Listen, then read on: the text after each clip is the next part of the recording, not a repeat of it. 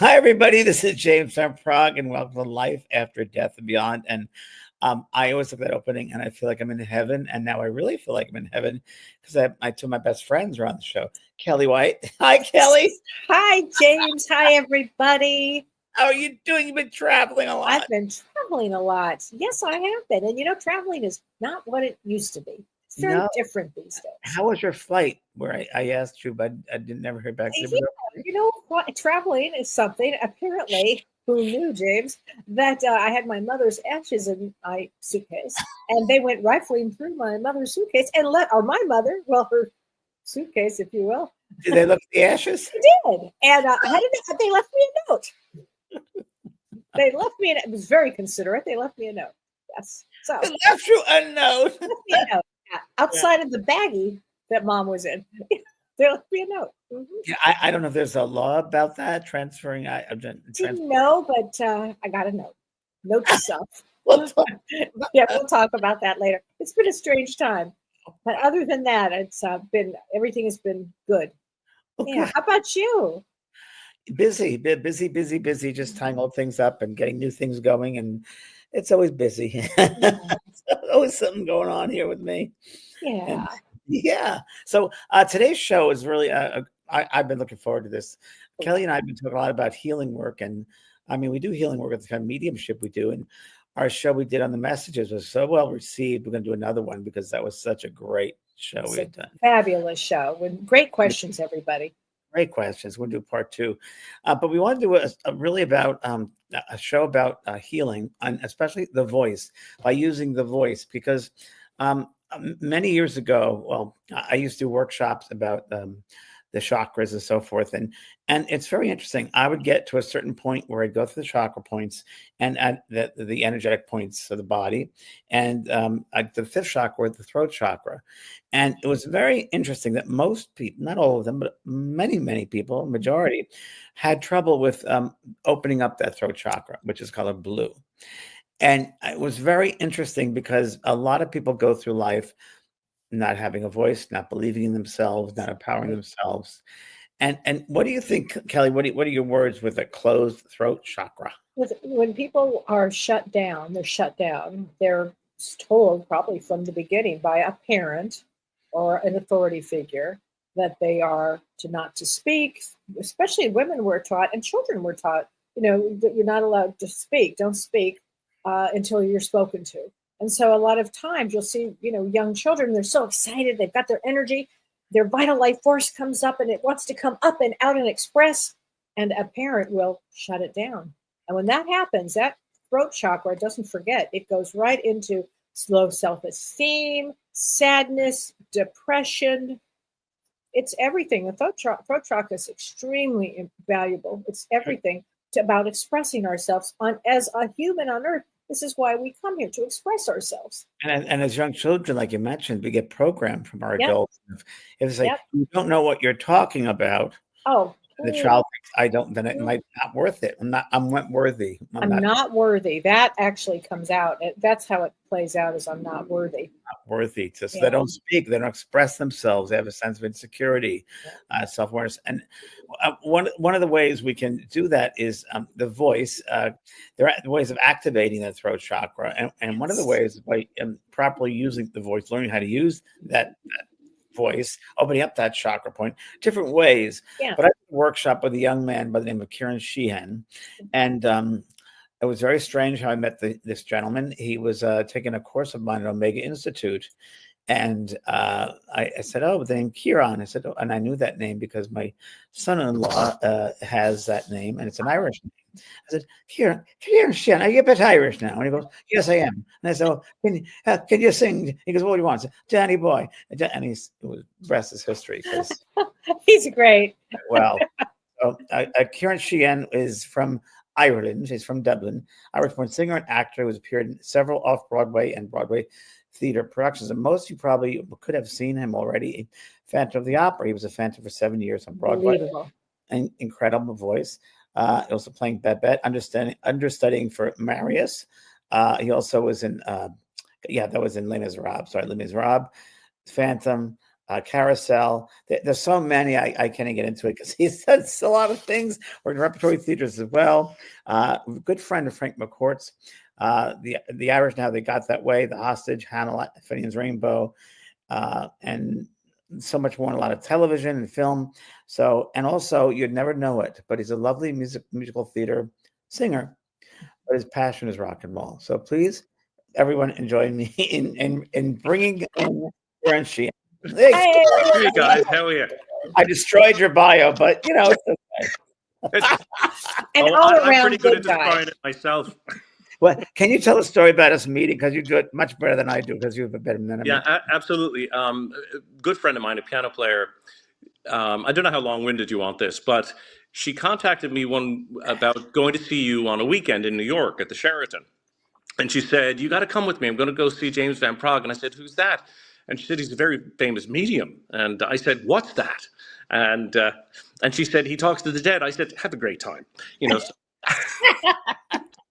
But she met you, and she called me right after the weekend. She said it was absolutely beyond brilliant, and that she had asked you to sign a couple of books for me because two things.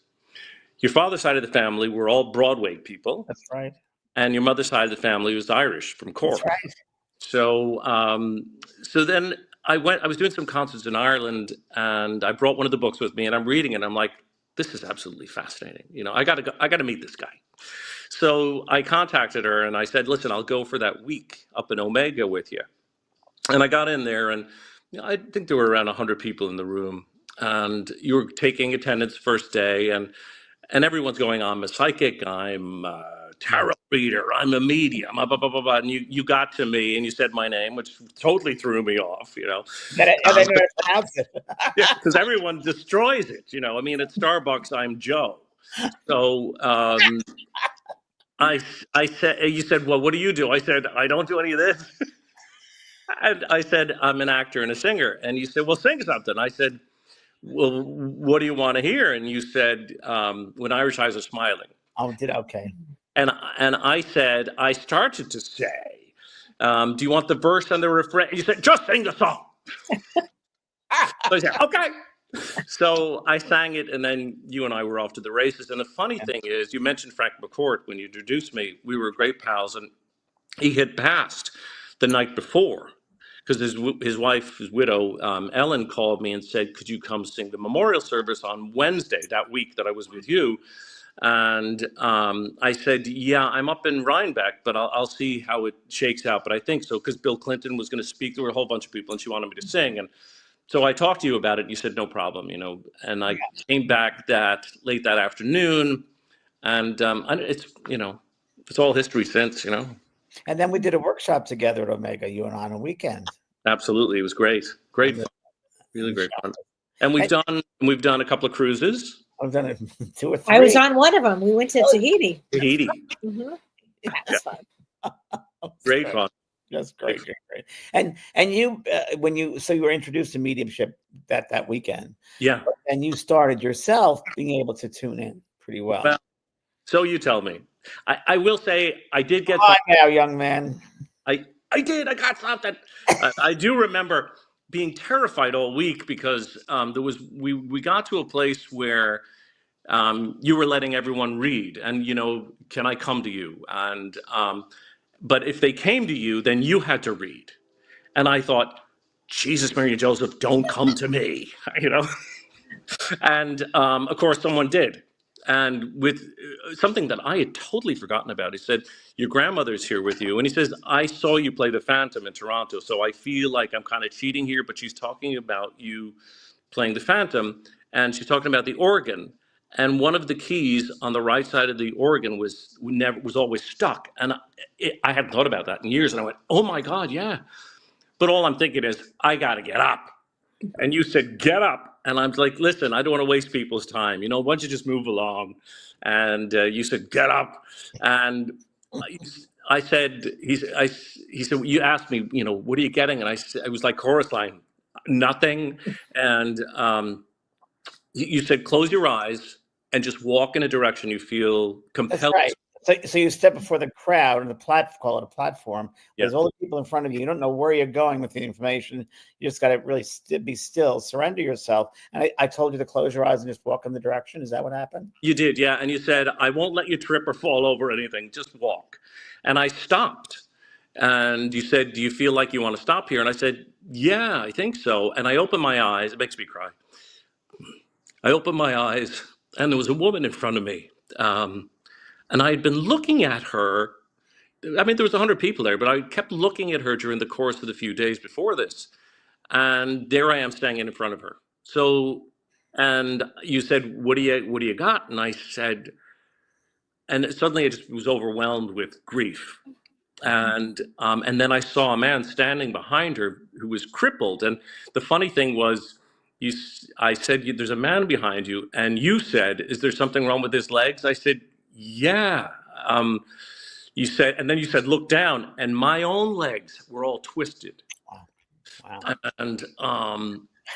And so, I remember telling her, he's angry with you because you don't enjoy life, and you feel like you have to take care of everyone else, and you took such good care of him, but he wants you to enjoy the ride more than you are, and she'd been coming to workshops and things for years, and she said she was always hoping to get her dad, and Oh, wow. and that was the day. Great. Bravo. That's amazing. I never heard that story. It's great. No, I don't remember this story, but it happened. Wow. And Ciarán's very humble, obviously. But you've also been a voice teacher for how many years? Yeah, for a long time. I mean, it's so funny. I was thinking about, the sort of the gift we have in the voice and the human connection. And what's sort of sad to me is so much of the sort of my children's generation, they're here and they're not communicating with each other. And I think it closes them off to a whole side of themselves, spiritually, energetically. I think it's just lost living on the devices. And do you think, Ciarán, being a voice teacher, did you find when you had clients that there's some whose throat chakras are totally closed down, and or something was there, and you had to do some things just to open up the voice, just open up that space? Yeah, I mean, one of the things that I did learn beyond the singing was something called IET, integrated energy therapy, and so I'll work on the throat energetically. It's also the key, the note G, or pretty close to it. That frequency and that kind of light blue, nearly kind of a Windex blue. Yes. It's all the same frequency, whether it's color or sound, or, intentions, and helping people open that up. And so many people. Do you play a note? Do you play that note G? Do you have them look up blue or? Yeah. And all of the above, and even clothing colors. Sort of my own, as you know, big part of my own journey is my survival. Yeah. Which gravely affects the second chakra, the sacral chakra, which is orange, and the note is close to D, and so for a while I was wearing a lot of orange, eating we talked about that. Yeah. And it's the same thing with the throat chakra, blue foods, that frequency is the same, whether it's color or food or sound. But I think you have to be willing to open that up and to release whatever shut that down. As you say, kids, they're told, be seen and not be heard. And I think as children, there's a need in us to want to survive, to be loved by the family. It's a biological drive, I suppose, in order to survive as well, and crave that love. So, if they don't want to hear me, then I'll shut down. Well, when you were young, who opened up your throat chakra? I was so funny. I was very blessed. My father was a handful. But when I was 4, my parents, I was living in New York. I was born in Ireland, went back and forth a lot. But when I was 4, my parents, kind of my mother, sent me to live with my grandmother in Dublin. in some ways, I think, to protect me. And and I went to live with my granny, her mother, and her younger sister. And my mother's whole family is very musical. And my Aunt Christine, who I adore, she was a big fan of poetry. So a lot of it was about speaking, and opening up. And plus, you couldn't shut me up anyway. So I think that was a big part of it. Like my mother's older sister, Moira, she was on the radio in Dublin, and she was known as the girl with the golden voice. And they were all competitive singers. And then even on my father's side, my father's never sung a note in his life, but he had an older brother who was a fabulous tenor. And I think music's always a big part, at least at that time period, was a huge part of everyone's house had a piano in it. And I suppose because the television over there was terrible. So, there was one station, and so we entertained ourselves with music, and big part of the culture. How do you take care of your voice now? Sleep's important. I'm careful about what I eat. Sleep is huge. Sleep and water, really huge. I do find, even on 2-show days, if I take even like a 30-minute nap after show, between shows, I feel so much better. I suppose, you collect a little tension during the day, and if I take a little nap, that just sort of falls away. Well, that makes sense because you put out so much energy when you're performing. Yeah, I will say that this is going to sound funny, but it's on stage, whether it's acting or singing, is when I feel most alive, when I feel most at one with myself and the world. I've heard that from performers. Yeah. I mean, because as a kid, I suppose because my parents, they sent me to live in Ireland, I felt like they didn't want me. So I felt like I didn't belong in this world. Interesting. So, the ability to express myself openly and open myself to whatever word you want to use, to spirit, to God, to inspiration, inspiration. That's when I feel most at one with myself and happy.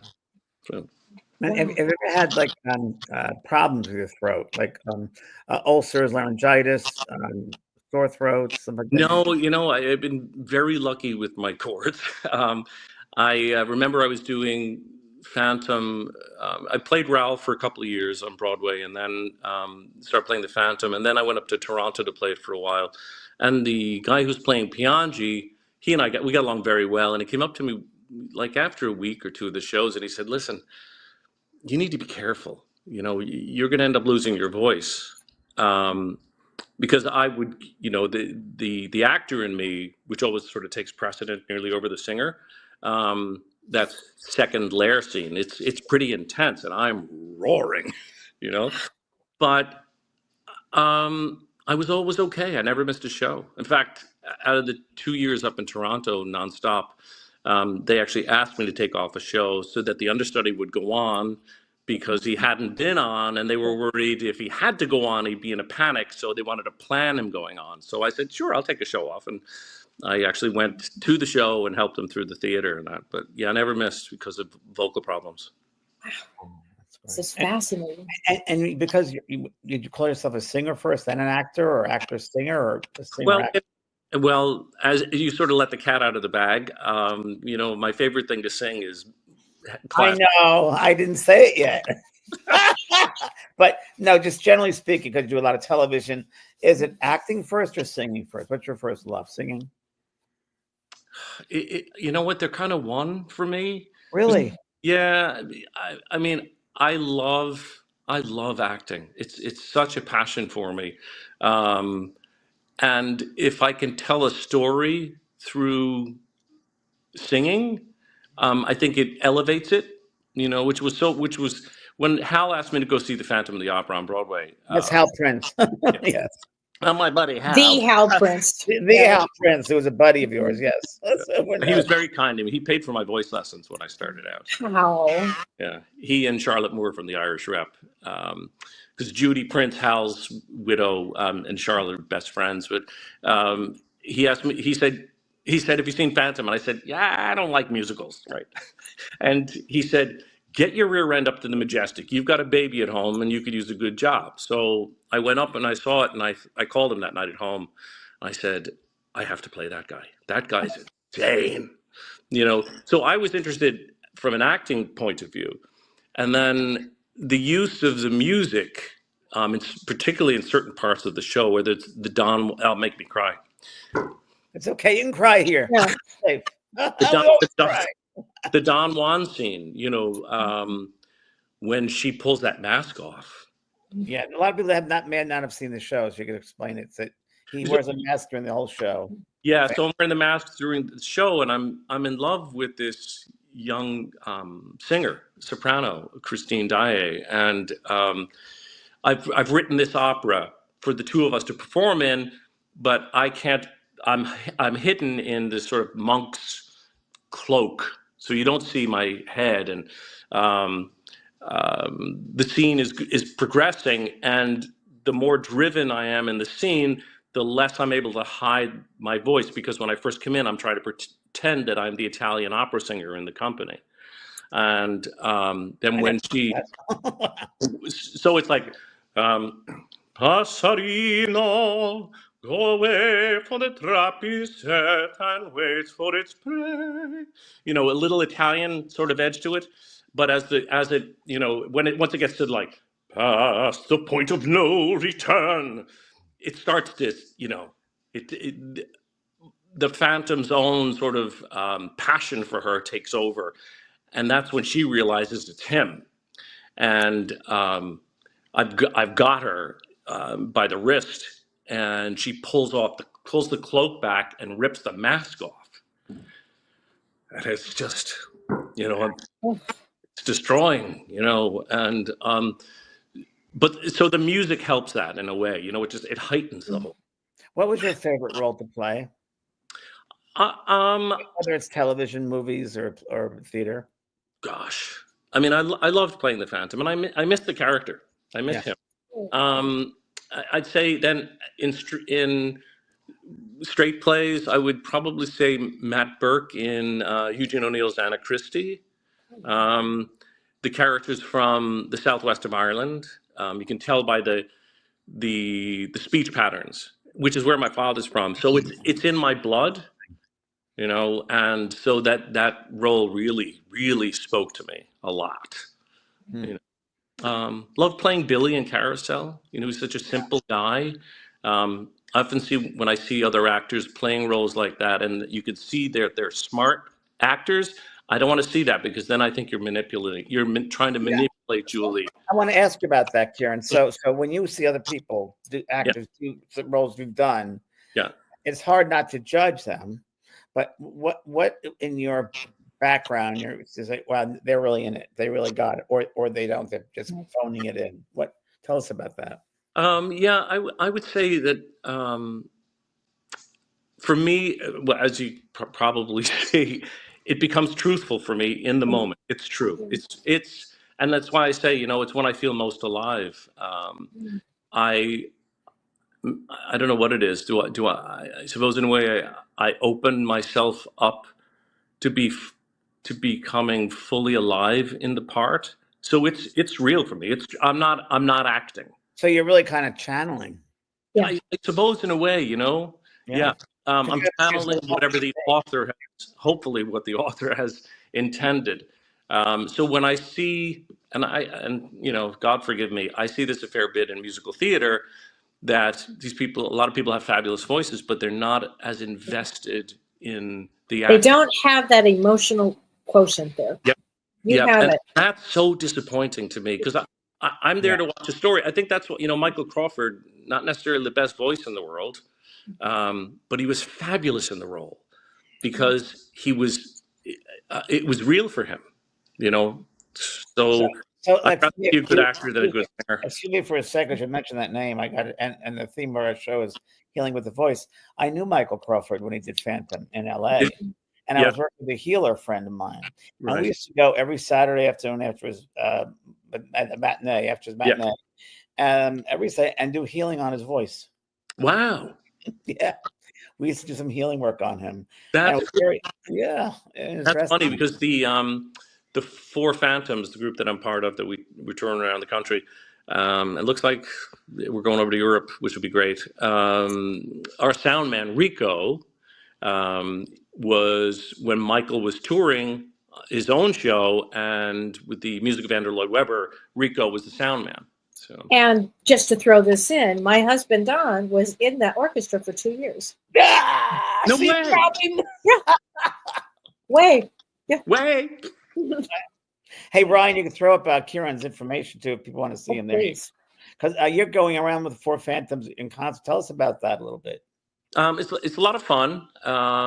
Sometimes too much fun, getting ourselves into trouble. It's I've been a part of it now for 8 years, and I mean, Yes, special. sorry. PBS special. Yeah, the television special has been running for the last since I think September, and it's doing pretty well. And it's a lot of fun. There's the four of us, and I think they wanted to choose different guys. Like I did it in New York and Toronto. John Cudilla did it in New York. Brent Barrett did it in Las Vegas for the whole run, and then he also did it in Germany. How he learned it in German is beyond me. And then Frank D'Ambrosio did it in San Francisco for a long time. So I think they were just trying to spread out, where guys had done the role. And then Kaylee Voorhees, I give her a hard time. I'm like, I was playing the Phantom before you were born.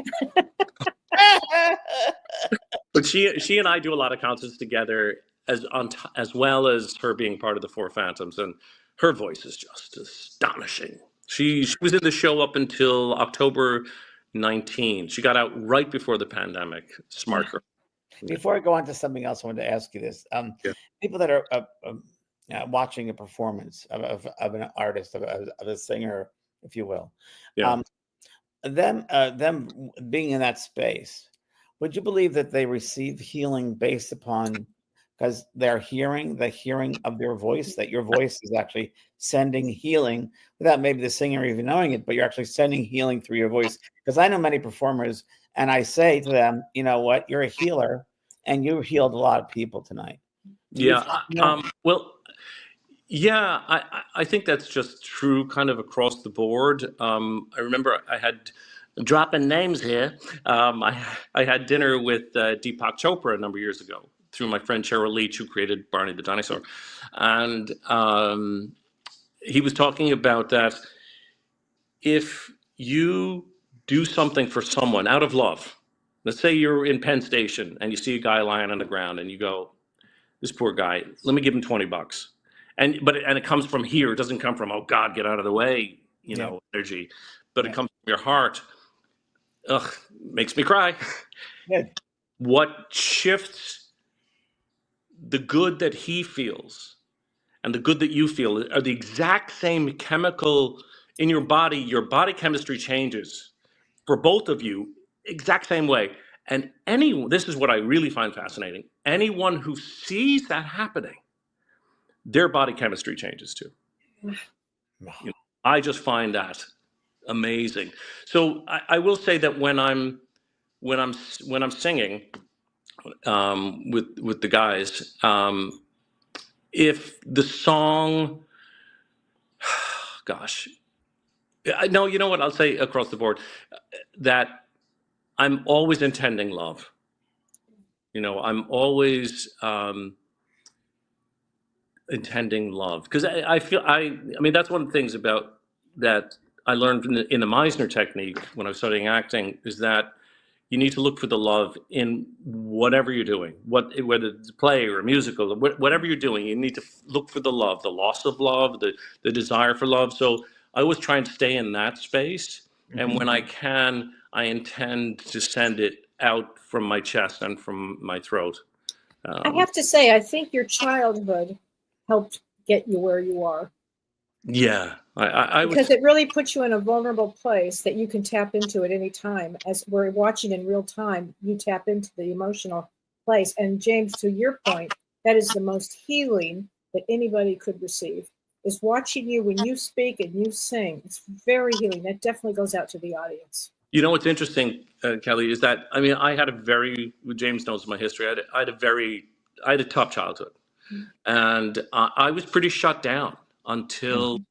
um, until I was 23 in an acting class, and I remember working on a scene. It was I'll never forget it. Barefoot in the Park, Neil Simon play, and it was a conflict scene with the character of the husband and the wife, and I felt my whole body start to light up, like my whole body was lit up, and I started to cry, and it was the first time I had cried, Ah, and now you can't stop me crying. oh my gosh! But you had a real cathartic moment. How to get Yeah, it and out. that sort of opened me up big time. Yes. Big time. I am so grateful for that. You And know. do you find, Kieran, that when you meet people, whether you're teaching them voice or you're acting or in the street, meeting people, that you sit there closed down and you want to kind of help open them up in whatever way you can? Do you ever find that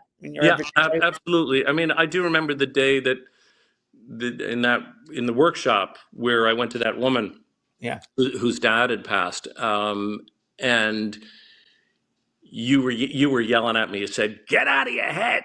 Right? You're I you're don't know an if it empath. sounded like that, but Get out of your head. Because you said to me, you said it's all in your heart. yeah, You know, you're an empath. yeah. So Truly. when I see people in pain, it's it's hard, and It's you hard, want right? to help. It's very hard. Yeah, yeah. Yeah, because you can do so much for it. And do you feel like you have to do something or say something or do something, or Um, what's your philosophy with that?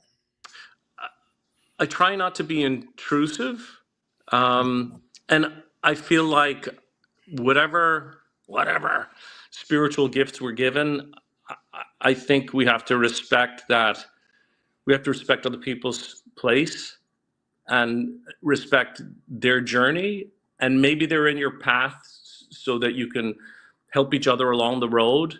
But if someone is hesitant and resistant, I don't pry, and I don't go, "You're lying, I can feel it." you know Right, right. Yeah, it's true. And something, Kelly, did you want to ask a question? I'm sorry. I was going to make a comment that, some people are ready to open up, some people are not ready to open up. But I think you have such a gift, Kieran, that you have this ability. It's a natural ability to be empathy and to have empathy and to hold a space for people. And that is healing, holding that space. Yeah, when Yeah, you walk into a space, you feel your energy. I mean, you You you do. demand the room, not even saying before you open your mouth. Yeah. You just have that energy of just commanding the room, just being there. That's been my experience with you. Mhm. I'll take it. And then you open the mouth, and it's like, oh yeah, yeah, Hey, yeah, yeah. yeah, yeah. And I was lucky enough to have dinner with the Four Phantoms, and it was at Rosie O'Grady's. We had dinner. What was that like? It was pretty wild. It was pretty wild. Bunch of kooks. How fun. He was in his element. Truly. That's interesting. Yeah, right. Well, you two have sung together, correct? Yep. We have sung together before, Yeah. and it was just an improv type thing. And but before we go to that, Kelly, I just want to mention something else. But people might not know, but they don't know, and I didn't know, and I was pretty shocked because I thought this young man was, a wonderful musical theater person, and then I found out not really. His passion is Ciarán. Rock and roll. Get Rock out. and roll. He's a rock and roll singer. Oh yeah, big time. That's like I love acting, and when I think musical theater, I think that's part of the acting equation. Sure. If you ask me what I would rather be singing, throw a Led Zeppelin tune in front of me, I'm a happy camper. Wow, did not see that coming. Well, how about this one? So, a friend of mine, actually a friend of that James and I both know out in LA, she called me and she said, "Guess who's playing in Las Vegas the night of your 50th birthday?" And I said, "Who?" And she said, "Judas Priest." And I said, "Oh, we're so going." We're still going. I immediately got off the phone and I called the Hard Rock in Vegas and I booked one of those luxury boxes. And so there were 12 of us, and it was Black Label Society, Tin Lizzy, and then Priest with an Oh my open God. bar. Oh my God. So by the time Priest came on, you know, when they opened up with Rapid Fire, and we were all like 9 margaritas in. Did not see that coming. Oh yeah. If you want to be frightened, just look up on YouTube Ciarán Sheehan Led Zeppelin, and you'll be. Oh, I've seen you. I've seen you perform that. And let me ask you, does that hurt your vocal cords at No, all? because Great I was question. I was never a screamer. I mean, I sang rock in high school, and then in college really got into the metal. But it was the old school metal. It was Judas Priest. It was Ronnie James Dio. It was and so it was all placed up there. You know, Okay. so you're not really smacking the chords with all the chest weight. Right. Yeah. And did you have a daily routine for your chords? Do you still have a daily routine? Yeah. Oh yeah. I mean, I'm constantly singing. Make sure it hasn't gone away. You just practice it, the scales and so forth? Yeah, I'm doing a concert in a few weeks. Well, actually, about 3 weeks in New York. I do this annual benefit for the Irish Repertory Theatre. So this year it's a tribute to Van Morrison. So I'm singing Into the Mystic. So I've been singing that every day. Where is that? It's at Town Hall on 43rd Street in the city. Oh, I did a show there once. Yeah. No way. Yeah. Oh, yeah. With David Blaine down the street and Hillary Clinton signing a book up the other end, and I was in the middle. Oh, yeah. That's Town great. Hall's great. Yeah. It's a nice space, you know. It is a nice space. It is. So it's fun. Like, what did we do? I can't remember what we did last year, but the year before that, it was a tribute to Paul McCartney. So I did Maybe I'm Amazed, which was great fun. I got my old metal guitar player to come up and play the guitar solo on it. So it was great fun. But besides Joan Jett, have you met other rock stars? No.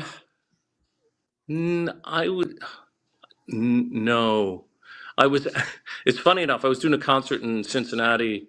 Gosh, this is about 15 years ago. And I got a phone call from a guy out there, promoter, said, "Hey, listen, the guys from Judas Priest are out here doing a concert this weekend, and they want to know if you want to go play golf with them." And this idiot, who's the biggest Judas Priest fan in the world, goes, "No, I don't play golf." Oh my God. Stupid. I should have just gone and carried their bloody bags, you know? Exactly. I was really surprised to learn about Alice Cooper and his love of golf. Actually, I know that because one of my best friends, a guy named Rick Hilsebeck, who played the Phantom for about 7 years, who's fabulous, very dear friend of mine. His sister dated, what's his name? His real name, Vince Favreau, Alice Cooper. And they used to go golfing together all the time. He was a rabid golfer. Yeah. Funny.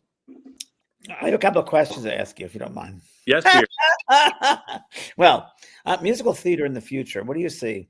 And what is the changes that have been made? And what you would hope to change or see in the future, because it certainly has changed quite a bit since the 60s and 50s, 70s. Well, what's a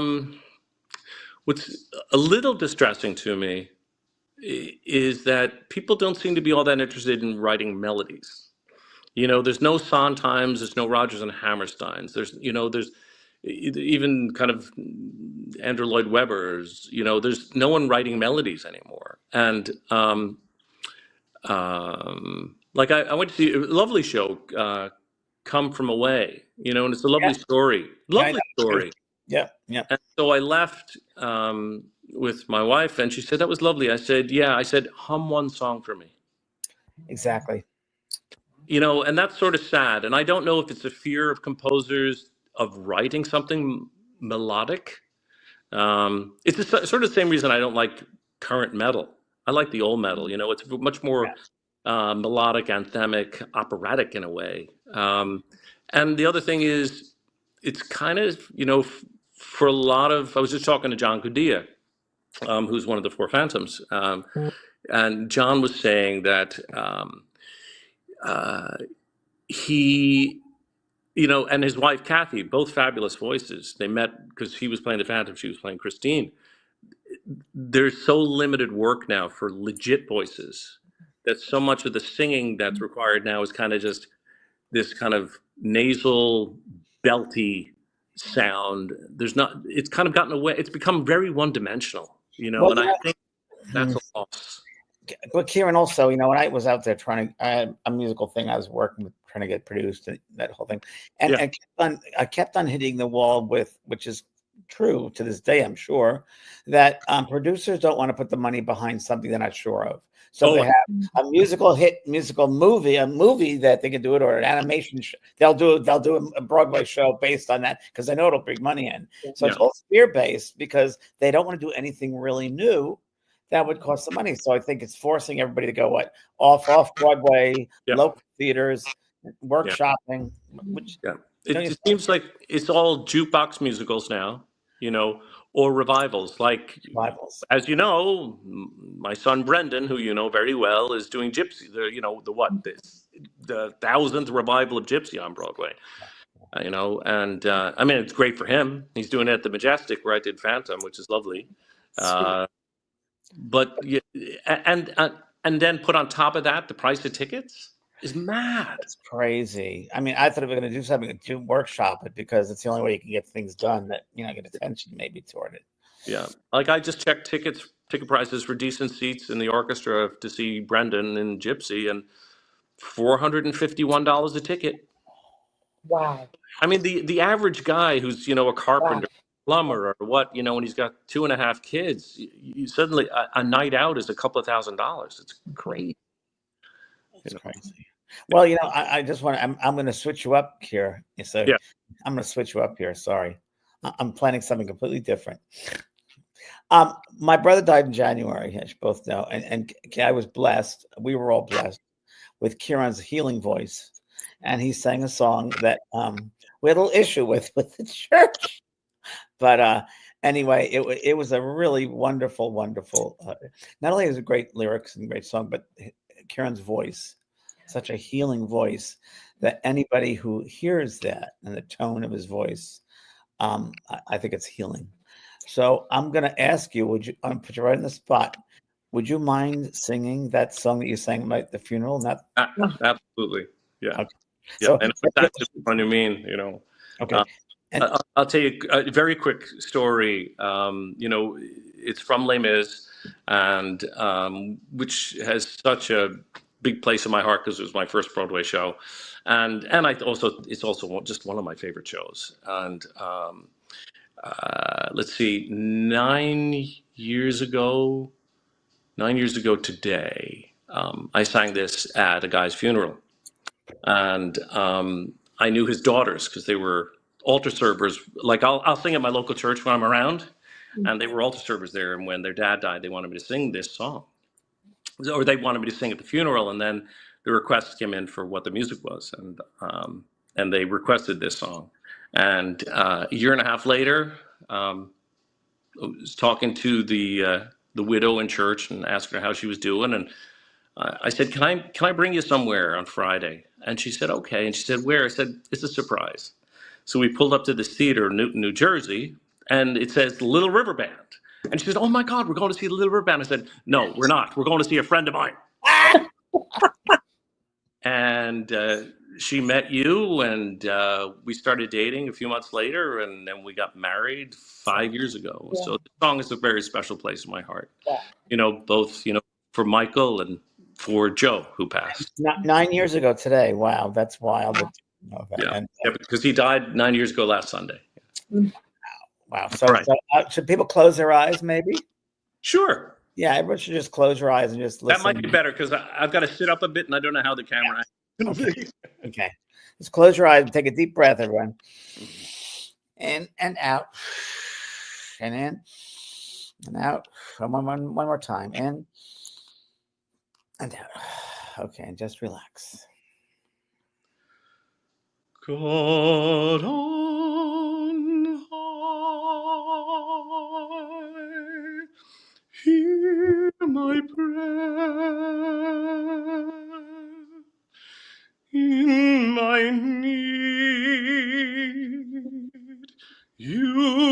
you have always been there. He is young, he's afraid. Let him rest, heaven blessed. Bring him home, bring him home, bring him home. He's like the son I might have known. If God had granted me a son, the summers die one by one. How soon they fly on, and I am old and will be gone.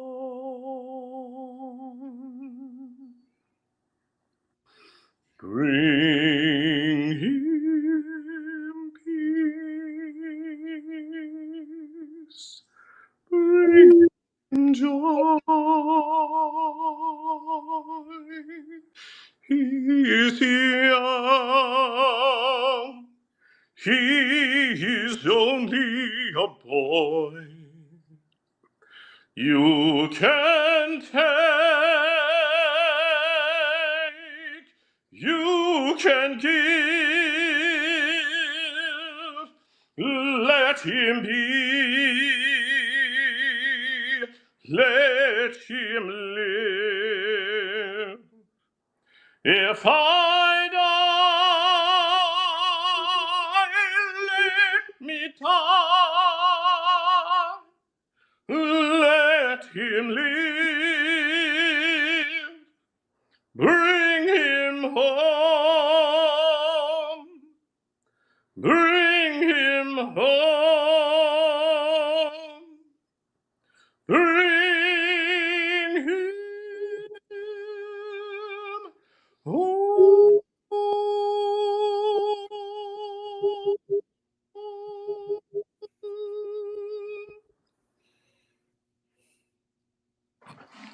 Wow. Wow. Wow. Oh, I could feel that in every vibration. Oh, You feel that, Kelly? oh, I totally feel it. And I will say this, your brother Michael loved it. Yeah. Yeah. Yeah. It's just amazing. Beautiful. That's amazing. How do you feel after you sing that? Well, at first I was a little worried that I picked too high a key. And we wouldn't even know that. Well, why? You would if I exploded. No, again, I was actually thinking about Michael. Ugh, Were you? There he goes. Me too. Oh, me too. So I was thinking about Michael, and it's so funny. I knew Mike before I knew you. Yeah, that's right. Kelly, I don't know if you knew that. I did not know that. Yeah. He got around. He got around. My brother got around. Because the alley of the Majestic backed up to the Royale. the Royale and the Oh. Jacob. I can't remember. Now it's a Jacobs, right? Yeah. Royale. Yeah. So we all shared the same alley. And the Golden. Doors and yeah. I used to run that alley when I was 7 years old. I used to walk down that alley. My father was a stage, had the stage hands there, and he used to sit me on the rail with a piece of carpet there. Yeah. And we watched Cactus Fly with Lauren Bacall and Lloyd Bridges. And I'll never forget that. And then Betsy Palmer took over the role, and she became good friends with me. And she said, we had this little joke with each other. And years later, when I went to college and so forth, and my brother took over my father's job, and he kept that little piece of carpet on the railing, which may be still there, I don't know.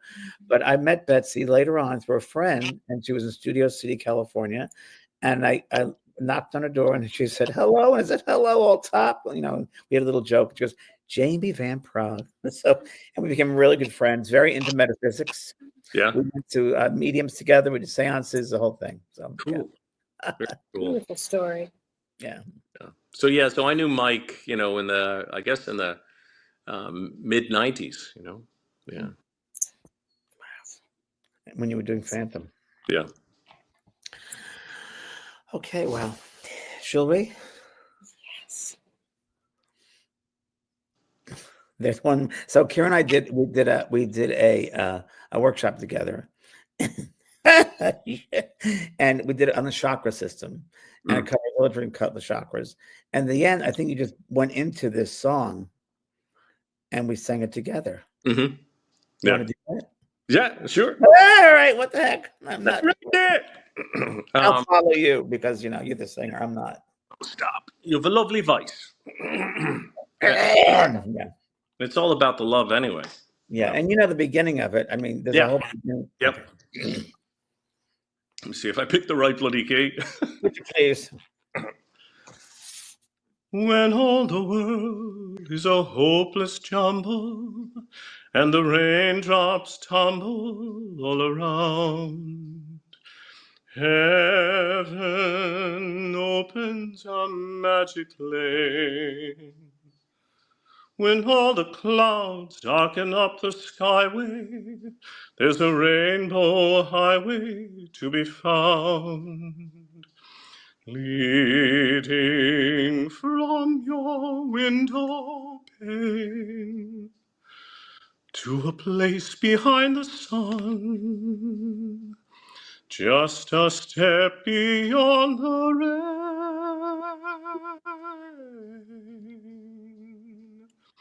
Somewhere over the rainbow, way up high, there's a that I heard once in a lullaby. Somewhere over the rainbow, Skies are blue, and the dreams that you dare to dream really do come true. Someday I'll wish upon a star and wake up where the clouds are far behind me, where troubles melt like lemon drops away above the chimney tops. That's where you'll find me. Somewhere over the rainbow, bluebirds fly. Birds fly over the rainbow, wise in a white canton. If happy little bluebirds fly beyond the rainbow, why, oh, and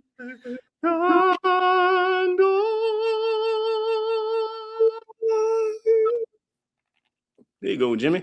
You're so bad. You're on such a high key. I told you, I nearly crashed. But no. First of all, that was so fabulous. But I have to Sorry. say, just like in the beginning when you were talking, Ciarán, about James, how James, walked you through and said he was going to guide you through it, how to do it.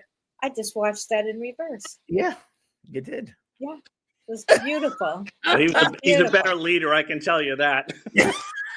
At least he picked the right key. And we never rehearsed it, so there you go. That was great. Thank you guys both. It was fabulous. Thank you. Right. Ciarán, what's next on your boat then? You're going to go do Phantom next? You're touring, or what else? Yeah, for Phantoms, we're in Texas next week, and then we're in Pennsylvania. And then now there's chatter that we might be going to Ireland for a few weeks, which would be. Well, you let me know because I'll go with you to Ireland. Come on, bye. I'll go with you. See my relatives then. And the donkey too. And the donkey. Yeah, because I've been there. I have great friends there, and love to share it. I spend my birthdays over there a lot of times. August 23rd. Yeah. And Kelly, what's happening with you? You're still working with your stuff. I'm still working. I've got a June event, June 20th to 23rd, the Roots of Healing with Dr. Shirley Pellizzeri and Carrie Gonia, and we're going to be taking people on a healing journey. So please join us in person in Los Angeles, June 20th to 23rd. Nice. And I'll be in Maui in July if you want to come to a healing retreat, soul retreat we have 9 seats open or 8 seats open, and it's going to be healing the mind, body, and the spirit. Oh, wow. Yeah, it's going to be pretty cool. I know what you're doing in July, Kier, but you should probably go. So, thanks, everybody. Thanks, Kieran. Thanks everybody. So much. It was great. Thanks, Kelly. Kieran. Thank you, everyone. Thanks, Ryan. Okay.